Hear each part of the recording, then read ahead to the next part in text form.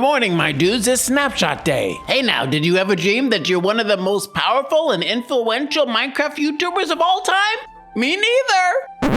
Now, what the jumpin' Bahosaphat is going on here? This is not how I usually begin my episodes. If I may humbly suggest, let us begin anew. Testing, 1, 2, 3. You will excuse me while I change out of my pajamas. Hey, you're here, you've made it, hoorah! And where is here, you may ask? Good question. This is a MindGriller Server, and I'm Gravity, and this is Cow. And where are we precisely on the MindGriller Server? Well, also a good question. It might be evident to the most observant among you that we are in the Nether. And beyond that, who's to say? Now to obtusely address and simultaneously not address what happened at the beginning of this video, which I can't remember and I'm sure you can't either. Cow and I have been gooning Minecraft gossip, rumor, leak, and conjecture channels, perhaps shall we say to an excess. Hey now, earlier today, whilst I was preparing for this spine-tingling episode, I was surveying the island here and I noticed something a bit out of place, a sort of marker/beacon. And I, being me, wondered why is it positioned up there? And then I thought maybe it's pointing at something. And then I looked up there and look here, another marker/beacon is up there. Well, so I decided first things first. Today we should explore what is up there. Anyways, where were we? Oh right, we were pontificating over a certain genre of YouTube videos. Well now Cow and I are tickled as much as anyone else by mindless conjecture and rumor and shrugging images of a jailbaity Zac Efron. But it has apparently come to mind that perhaps I am in need of a purposefully clip art style image of yours truly, but dragged in a tinfoil hat as much as any other YouTuber who waddles around rabid grief/troll mongering subreddits and depends reliant leakers with that Twitter cistern.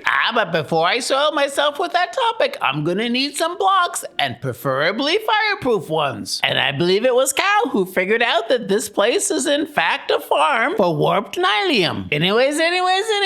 But with that being said, and wherefore furthermore and such as, I think Cow and perhaps I will refrain from watching any more videos. Perhaps we can both white knuckle it for the next 14 minutes and 56 seconds. Now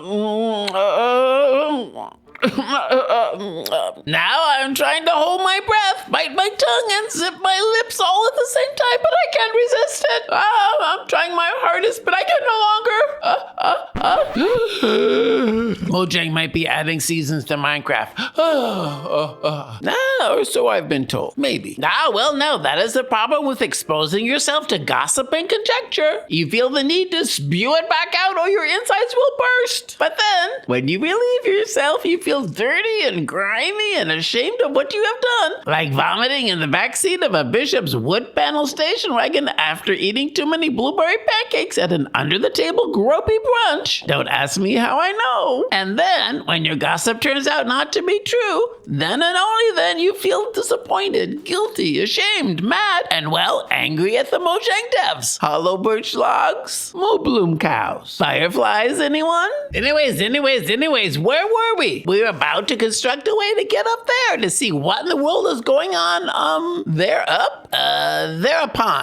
A pronomial adverb that I've not used before. It's good to keep on top of these things even if they came to be around the year of our Lord 1175. Now, back to where we were. I can't remember. It's not like I can scroll back on a timeline and refresh my memories. I would never. No, and now wait a cotton picking minute. We were talking about Minecraft leaks. Now, some would propose, nay, opine, nay, speak in judgmental undertones, that spewing gossip and leaks is as damaging to ourselves as it is to others. It often appears that accuracy, truthfulness, and forthrightness are not qualities associated with gossip and conjecture. But it is likely that it is good to be clear about the absence of such factors, which may lead inevitably to disappointment, self-shame, and self-imposed victimhood. Because no one wants that role, not even Leah Michelle. Anyways, since we are here, and it is now, I want to briefly touch upon a topic which may be outside the self-imposed parameters of this channel, Well, this is usually the point in a story where Cow covers his eyes and ears with his hooves and simultaneously gets the hiccups. But that is not a point in this story. The topic is summed up in a single word: Missoni. Yesterday evening, Cow and I watched Murder on the Orient Express. Since we are not heathens, we watched the 1974 Albert Finney/Cindy Lumet version, and definitely not the 2023 video game adaptation. Yikes. No, no, no, and nay, nay, nay. In the film version, we first see Vanessa Redgrave, pre-controversies, appear in the film in a tight, smart, and appropriately for the story, dare I say, flattering dress. This dress was made by the fashion house of Missoni and used here in the film to define her character as a woman of vigor, youth, taste, and in possession of a married man who lavishes such fineries upon her person. Hint, hint, it's Sean O'Connery. And then this morning, sadly, Cal pointed out the news of the passing of Rosita Missoni, and we felt sad. It has been a dream of Cow and I that we each one day would own matching Missoni cardigans in one of their iconic, exaggeratedly colorful, and acutely angled zigzag patterns. In her honor, Cow proposed that I return to the Bastion Remnant, where the most observant among you will have noticed there was an armor-trim smithing template in one of the chests. Perhaps if we're lucky, it's in a Missoni-esque pattern. The less frequent viewers of this channel may expect that I would here drop into a time-lapse to show you the intricate steps I have already taken. But no, no, no, and nay, nay, nay. Look here. I have brought with me a morally ambiguous object called a spyglass. And with this object, we can see the past, the present, and what is yet to come.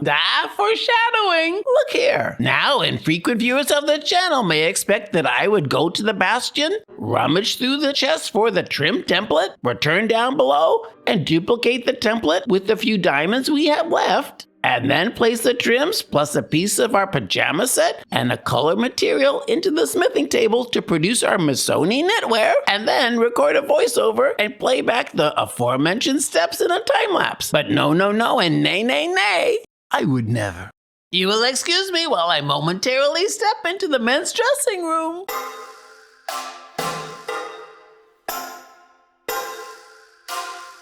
And now, what do you think of my Missoni knockoff pajama set replete with rubber-soled waterproof booties? The frequent viewers of this channel, and that means both of you, will recognize my ensemble as decidedly this season's bold fashion choice. What would the fashion house of Missoni think of this low-end version of their decidedly high-end style, you may ask? Well, who's to say? But just maybe we have a hint available to us in the not-so-distant past. In fact, in 2011, Missoni launched a highly successful low-end line with Target.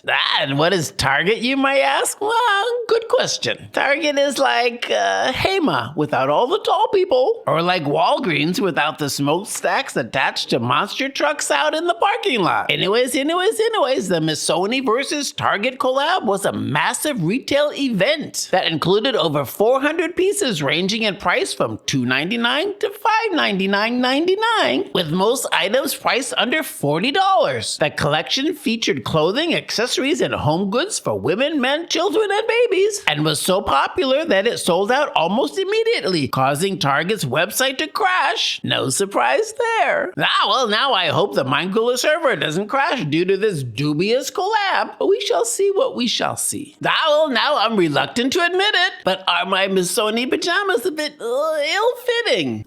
Is there a pinch here and a tickle there? Now that I'm thinking of it, maybe I can catch something from this garment. After all, no one knows where it's been. Well, now, am I susceptible to a case of tinea cruis? Dermaphytosis of the foot? Or even the dreaded hypertrichosis? No one wants that. Except, Londoners in the 1980s. Speaking of awkward transitions, did I ever tell you about the time I shared an incense-filled cabin on a Gulfstream G650 with Harry Styles? Incoming fireballs! Freaking gassed! Flames on the side of my face! Run away! Now I don't know what has come over me. I am normally not so afraid. I wish Cow were here. He often gives me a look of confidence. Either that or the look of shame from his toxic chagrin. Either way, I'm gonna have to get rid of this cat. Yeah! Hey, look at that! That dash of confidence is worth 20 new Minecraft capes. If they had one with an udder on it, I might reconsider. Now, where were we? Well, I looked through a spyglass and I was attacked by a ghast with fireball projectiles. Not a sentence you hear every day. Oh, and I one-shotted a ghast. Well, that's my version of events. And when Cow asks, that's what I'm gonna tell him. And what else? I was in the process of moving Cow, and what's his name, to, up there. Now, as is often the case, our time has seemed to just whiz by like a California wildfire. Which brings up a point of curiosity. Now, I've been told, at least I was verbally run over by a shadowy young dual iPhone wielding, no eye contact giving, passenger facing me in name only on the Eurostar, that based upon your age group, you are more likely to listen to podcasts or videos at 2 times speed or greater. I wonder if this is true. Now, the reason that I ask is that I was ruminating that perhaps even now some of the most faithful viewers of the channel, and that means both of you, are in fact Evelyn Woodhead speed listening through this spine-tingling episode. No judgment. Now, it is my understanding that high-value media consumers have a limited attention span. No judgment. They give preference to short-form, visually engaging content. No judgment. They spend an average of nearly 8 hours per day online. No judgment, parentheses, question mark, close parentheses. And as well as, they have developed advanced information processing skills, quickly judging whether content is worthy of engagement. Well, now, maybe, possibly, and perhaps these notions are fabrications. Will-o'-the-wisps, bubbles on the end of a drain pipe. Luckily, I know someone smart we can ask. Do some generations consume media at 2 times speed? /AIGF.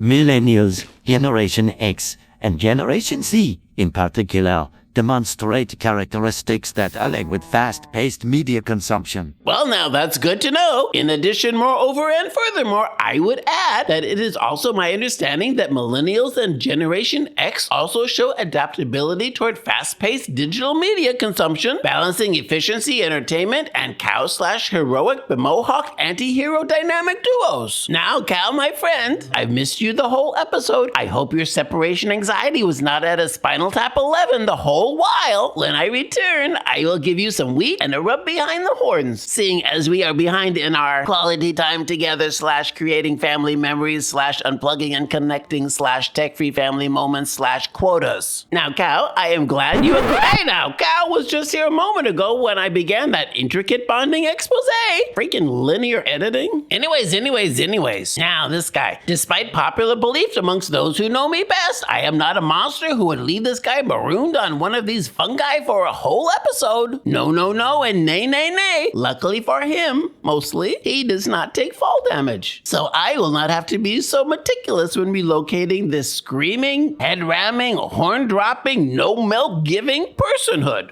Look here at my amazing jumping skills. Oh, luckily for me, I don't think Cow and this guy share the same dialect, so I would not expect that he would be able to accurately describe that heroic leap of faith from a warp route to a distant scaffold 5 meters away over boiling gas-infested lava. What? You, the most observant viewers, and that means both of you, of this channel, missed that part? No need to rewind. Anyways, where were we? Hey now, do you hear that? Now, I wonder if Cow has gotten into the rotten potatoes again. Now, the answer to that query and many other hermetic mysteries will be found in the next spine-tickling episode. But, sadly, I fear the moment has arrived, due in part to Cow's bone-chilling separation anxiety, wherein it is time to say our goodbyes. Goodbye, so long, tot ziens, tot zo.